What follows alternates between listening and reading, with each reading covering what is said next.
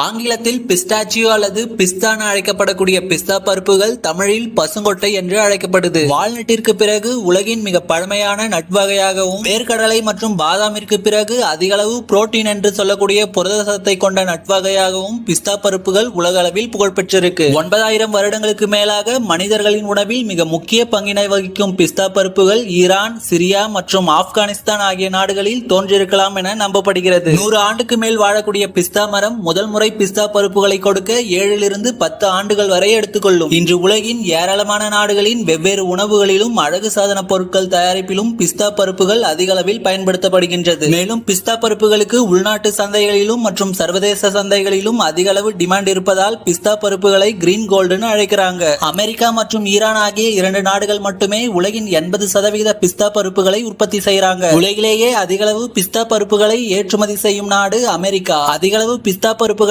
இறக்குமதி செய்யும் நாடு India. Vitamin B6, vitamin C, protein, fibre, zinc, copper, magnesium, potassium, calcium மற்றும் அயன் போன்ற ஏராளமான ஊட்டச்சத்துக்களை கொண்டது பிஸ்தா பருப்பு.